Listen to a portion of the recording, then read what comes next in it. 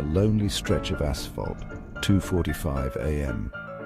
Sarah gripped the steering wheel, her knuckles white in the dim glow of the dashboard.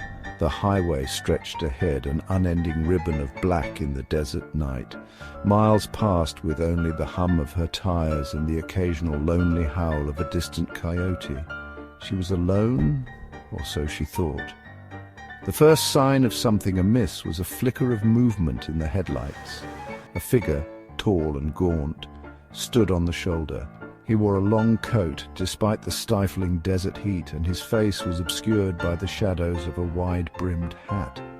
Sarah slowed, her heart pounding in her chest. The figure raised a hand, not in greeting, but in a gesture that sent chills down her spine. It was a slow, deliberate wave, as if beckoning her toward some unseen doom. Sarah hesitated, her foot hovering over the brake pedal. Something about the man, the way he stood so still, so out of place in the vast emptiness, filled her with a primal fear. His eyes, glinting in the darkness like those of a predator, seemed to bore into her very soul. She pressed down on the gas pedal, her instincts screaming at her to get away. As she sped past, she risked a glance in the rearview mirror. The man hadn't moved. He was still standing there, a spectre in the moonlight, his unwavering gaze fixed on her departing car. The image burned itself into her mind.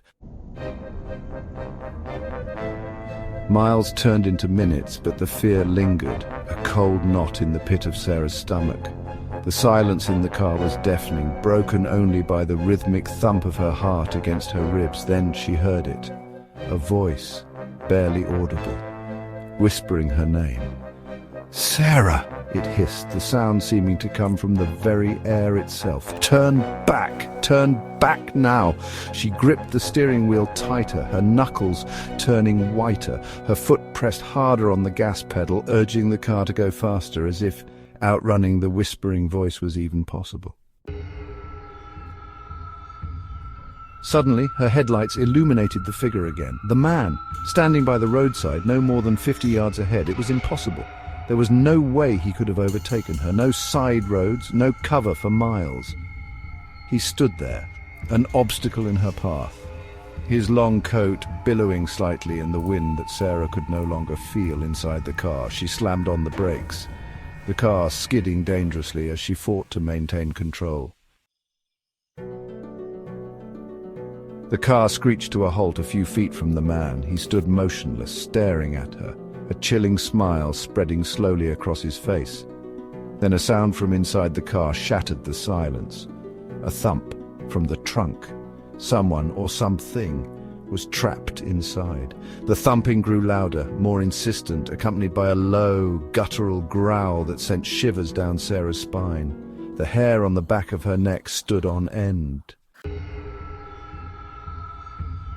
Her phone buzzed, the screen illuminating the inside of the car with an eerie glow. It was a text message from an unknown number. "Don't stop, keep driving," it read. The message sent a fresh wave of terror through her. Who was sending these messages? How did they know she was in trouble? Or were they the source of the trouble? The questions swirled in her mind, each more terrifying than the last. Sarah's eyes darted from the man outside to the phone in her hand, to the rearview mirror, back to the road ahead. She had to make a decision: trust the message and keep driving, or confront the man and whatever lurked in her trunk. Her instincts screamed at her to flee. She slammed her foot on the gas pedal and sped away, leaving the man behind. The miles seemed to stretch on forever.